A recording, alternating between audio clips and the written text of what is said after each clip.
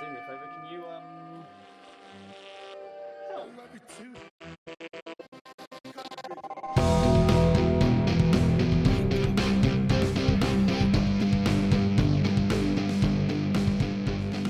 Hello, and welcome to this little episode of Damn It Vacant. Yeah, I know, I thought we'd stop too, but turns out that Ellis has been in a bit of a bad car accident.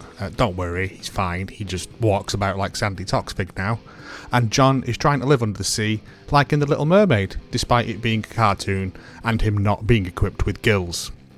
Anyway, I'm Joe, and I thought that I'd pop along today to take you through my trip over to Morecambe's fantastic Alhambra Live last Saturday for Odyssey Pro Wrestling's Panic Stations, their penultimate show of the year, and promising some big matches on a stacked card. Getting in, I was delighted to find out that the incredibly friendly and helpful Declan, yes, I remembered your name, that we have a few seats reserved for us, possibly due to Ethan feeling sorry for Ellis being fully toxvigged by now. We get settled and the kids go and get their photo taken with the VIP meet and greet, the trio of Alexander Gray, Saxa and Nate Reese, which was nice to see as Nate and Gray are top lads, and it took me far too long to work out where I'd seen Saxa before, but that's just my old brain.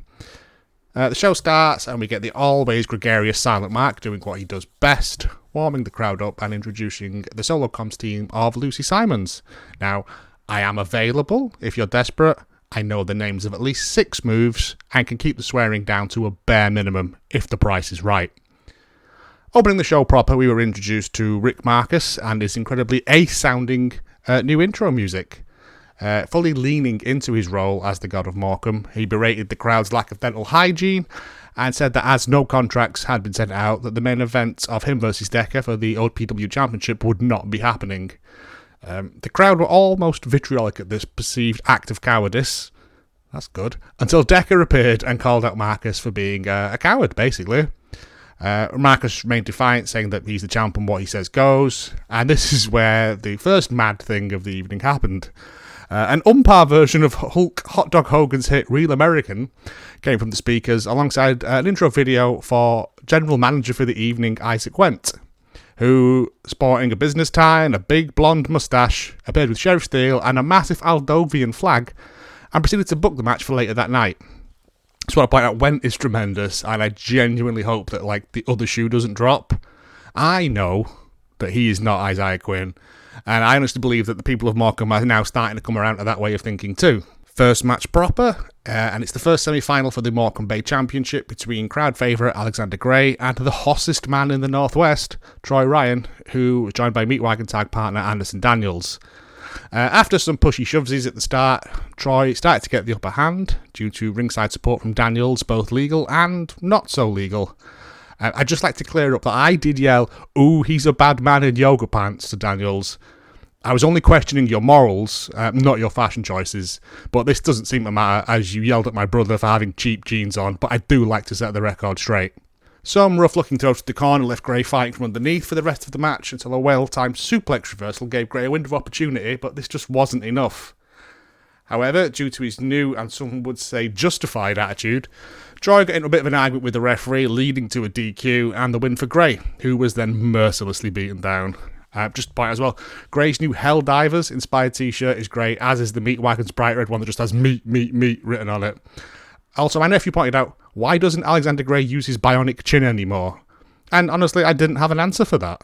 Lucas and Logan versus Edwards and Steele, with Wendt at ringside, was the next match. Lucas and Logan feel like they are setting themselves up as the new Reese and Rogan, and not just because of the alliteration, but in terms of just being bastard men for the sake of it, which is the best way to be, I guess. Ethan and Steele both looked great, Steele particularly looking very svelte, which led to some shoulder tackle mishaps, with Ethan yelling out, "You're not as big as you were," as he bounced off Logan repeatedly. I'm a big fan of Steele's new fun persona, and him and Wendt just had great chemistry bouncing off each other, not like that. The match was a lot of fun. Not a technical masterclass by any stretch of the imagination, but one of those that hooks you in because you're rooting for your boys to win. Also, Wendt had dyed his moustache as he distracted Logan with a confusing Aldovian semaphore technique to allow Ethan to get his big driver on Lucas for the win. He then picked up the mic to tell us that it's been nearly a year since he was stripped of his GM role, and the next show will be his last on the active roster. Evil James Greenwood appeared on the screen to inform us that he has received and accepted Ethan's letter of resignation, and he will now become a permanent roster member. It transpired that this was Isaac Wendt, who thought it was in his best interest and only had it, only wanted him to do his best that he could do. I don't think Ethan saw it that way. The second semi-final for the Morecambe Bay Championship showed us man-mountain and terrifying bloke Craig Collins against the prodigal son and all-round cool guy Joey Hayes. Hayes is so beloved by the Morecambe crowd, almost as much as Collins is despised, I've written. Hayes tried to get the early advantage with his nimbleness and ring awareness, and seemed to have the upper hand until some out-of-the-ring violence left Hayes on the back foot. A great back and forth ensued, and it's a testament to both of these guys that this could have been a main event, and I would have been happy with that. Some big chops from Collins were undone by a brilliant top rope cutter from Hayes, but it wasn't enough as Collins smashed a prone Hayes in the back of the head to get the win. And the final of the Morecambe Bay Championship is a nice little rematch from the Mutiny show last year, I think, which should be very, very good indeed. The first half main event was the street fight and grudge match between Wildfire Nate Reese and hardest man on the estate, Mickey Barnes, and his Mace Queen Chardonnay at ringside. This was one of those ones for the ages, as the sheer size difference between the two men is one of those Shadows of the Colossus type deals. This match is hopefully the end of the feud between these two, which has seen Nate been sent to the underworld, only to return and cost Barnes a prominent match. It's been a really good and fun feud, to be honest. Nate took an absolute pasting early on, and as it was a street fight, the violence soon spilled to the outside, where chairs and other plunder was used to beat Reese, whose soul left his body several times, like that bit in Doctor Strange. Rallying briefly, there was a flurry of offence involving trays and a kendo stick, which left Barnes dazed in the middle of the ring. Wig antics happened, and for this, I'm not going to go into it any further. You'll have to subscribe to OPW's Patreon to see this, but it is genuinely ace. And a series of elbows off the top rope were enough to keep the big man down long enough for the 3 count. This was honestly great. It was violent and silly, brilliantly paced, with an outcome that left the crowd very happy as we went into the interval. After getting my merch and raffle tickets, we were back with the Anti-Carnists, Getski and Holloway, who both have matching gear now, so maybe this is a tag team we will see going forward, versus tag champs, the Viral Connection. Anti-Carnists came out first and did this little promo bit about being vegan, and this felt a bit weird to me. I don't know, having a heel team use their beliefs as an angle to get heat felt kind of reductive. I get it, some people hate vegans and that's whatever, but for me personally, it felt like a bad throwback to worse times. The match itself was great, VC getting in some early tag moves before Anti-Carnists finally got into their rhythm. It's one of those ones, it's the thing with tag team matches, that you need to watch them because there's so many moving parts that you can't possibly see it all happening at the same time.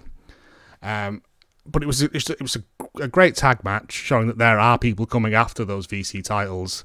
And I don't know if it was just me, but the cheers for them didn't seem as loud as they did last time. Fickle crowds. Women's Championship, Saxa versus Leon Raven, who insisted on being referred to as the longest reigning women's champ, which is technically accurate, but I prefer to go off defences rather than length of time, personally. This was one of those matches that I've come to expect from Raven recently, with her giving her opponent no quarter and basically just dominating them throughout the entire match, with the odd reversal thrown in to keep it interesting. It was a fine match, but it felt a bit like I've seen this before, which is not a bad thing. There's only 7 stories in wrestling. And nothing against either wrestler. It's just, I don't know. Raven won easily and proceeded to lock in the armbar on a prone Saxa to rub salt into the wound. There's your joke. Main event time. Straight from the bell, Rick Marcus was out to end this as quickly. He must have had a roast in the oven or something. launching into a ferocious and frenzied attack on Decker, including a rough-looking kick to the face on the outside and some really big suplexes before Decker managed to get a heel hook on him to buy himself some time. This is just one of those great matches between two fantastic wrestlers who just work together so well. Led to Decker hitting the hair of the dog on Marcus, which would normally have given him the win. But Collins came in, broke the pin up, giving Marcus just enough time to locate his stashed brass knuckles that he'd put there earlier, and knock Decker down with a Superman punch. In homage to former Born Ready teammate RPD? I couldn't possibly say. Also, shout out to the young lad who was stood on a chair screaming and shouted himself hoarse and was just screaming, "Come on, Decker!" in like a really loud Mickey Mouse voice. It was surreal. A fantastic and worthy main event, leading to questions about what kind of grubby backroom favours have been going on there. The next OPW show is Buried Treasure. It takes place on Saturday the 13th at the Alhambra. It's a bit near Christmas, I know, but, ask for it. Fat Santa might bring it early. We will be there, and I think we're stopping over, so you should come along too. We can get chips.